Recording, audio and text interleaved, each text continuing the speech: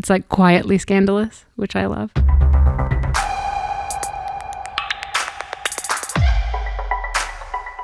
Welcome to The Love of Art, the Perrotin podcast.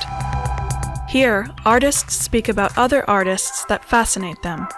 Musicians, writers, filmmakers, actors, designers, in a very personal way. We believe that art belongs to everyone.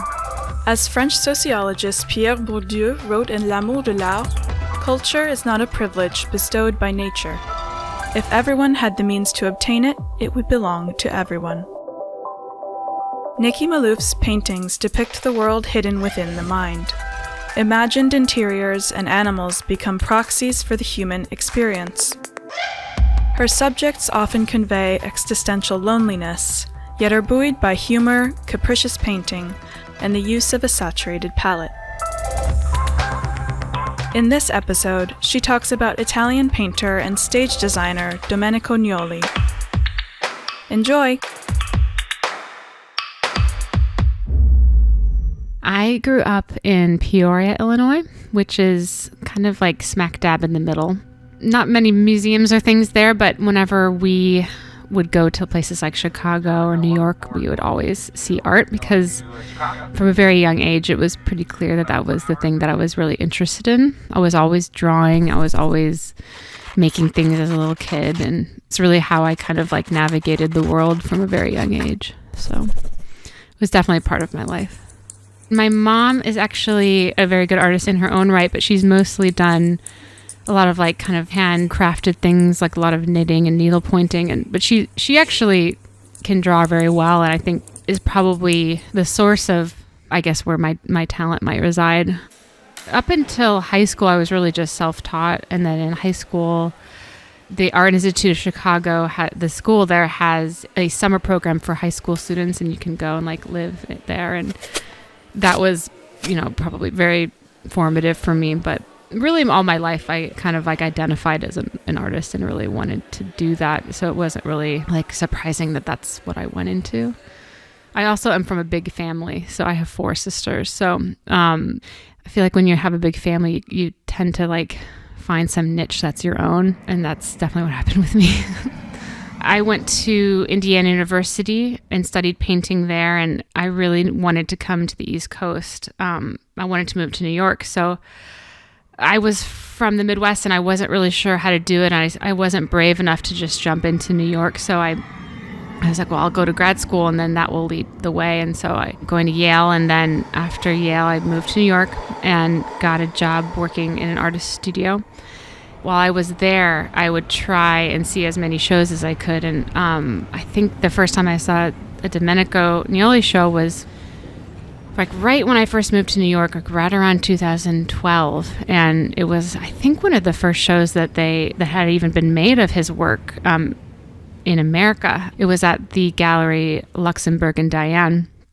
I can't say for sure if there had been any before that, but he had a very short life. He was an illustrator, and he worked in set design and somewhat well-known artist in his time. But when he was just about to have his first show in New York at the Sidney Janis Gallery, he actually died suddenly of cancer. So his life was cut very short. So there's not very many of his works out there. And that's probably why I had never come across him, but I somehow stumbled into that gallery and saw that show at a time in my life when I think I really needed to see something like that, because I was just completely captivated by it. And there was something about it that I think it kind of gave me the reassurance that the things that I found interesting about, painting a domestic world really had as much... it had plenty of, interesting things about it. It was a worthy subject. I think that's one of the things that I took away. I think at that point in my life, I was I was really trying to find my subject. I was out of school. Nobody was around. I didn't have anybody to kind of show my work to for a long time. And it was in that phase where I was just trying to kind of like, just figure out what it is I actually wanted to do. And all my life, I've been really interested in kind of like, I guess I've always been sort of like trying to form a little world for myself. I was always the kind of kid who was like very specific about their room, about their environment. And I just really responded to his world. I responded to the kind of, first of all, like they're incredibly patterned, a lot of them. And this was around one of the first times that I was like kind of allowing myself to play with patterns in my work and to kind of explore the kind of being intricate, which for some reason felt kind of forbidden to me for a long time. And when I saw his work and how unbelievably crafted they were, and the surfaces were just exquisite, he actually like mixes sand into the paint. And so the way that you experience them close up and the way that you experience them in an image are entirely different things. And that kind of physical quality to them, it was like, oh yes, I need that. I need that in painting. It can't just be about the image for me. It always has to be about the way that your eye also caresses the surface of the painting. When you see an image of them, they look like almost photographically real, but when you see them in person, they're very, very textural.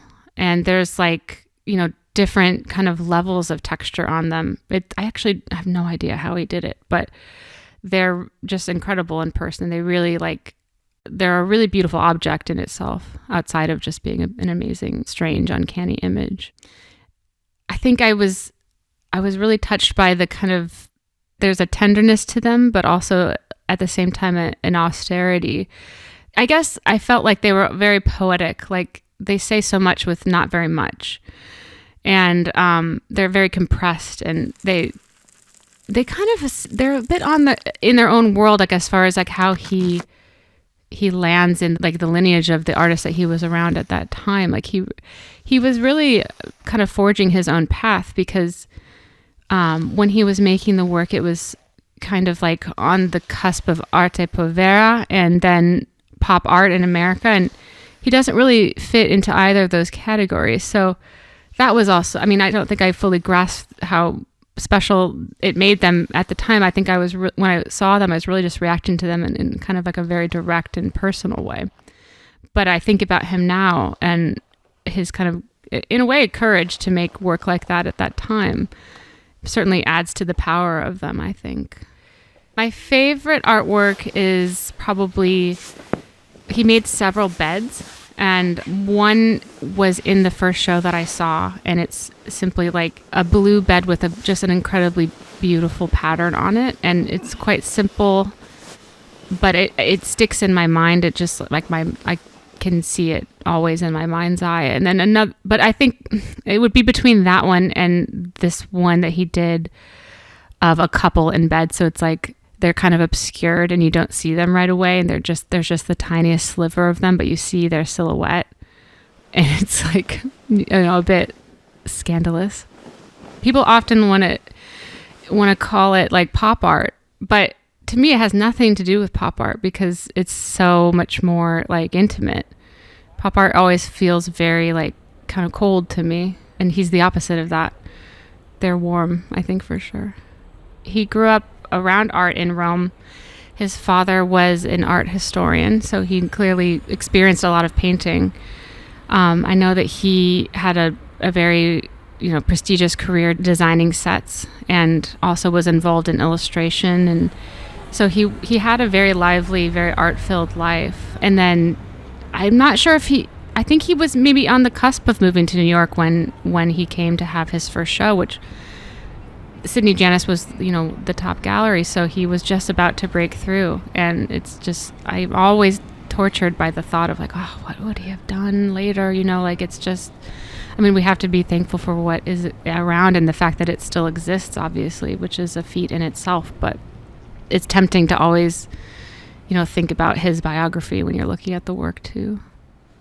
I think that he really gave me the reassurance that the things that I found interesting, really were. And, that there was so much possibility in the everyday, and there's so much there to kind of explore.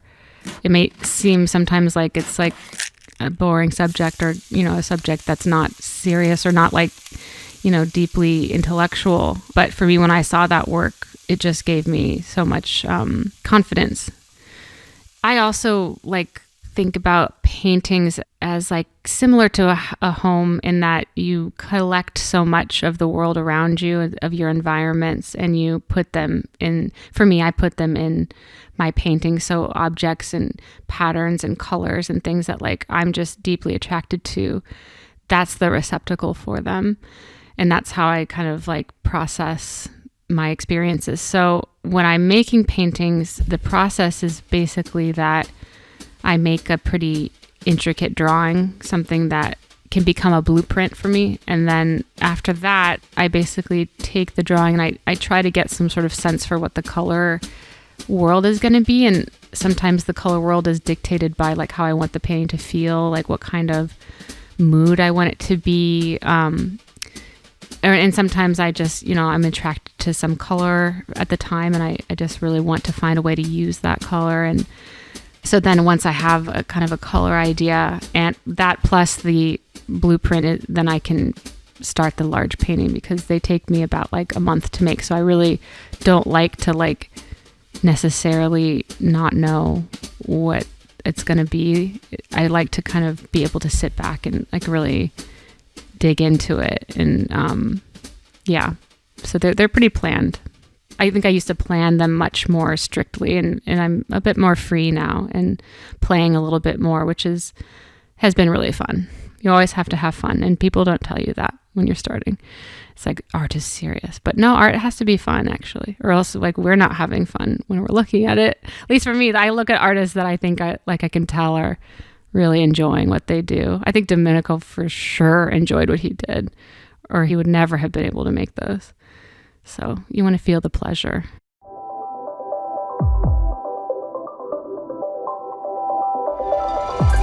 We hope you enjoyed this discussion with Nikki Maloof on Domenico Gnoli. Please subscribe to our podcast channel and follow us on social media at Perrotin so you don't miss any episodes or news. See you soon with more artists on the love of art.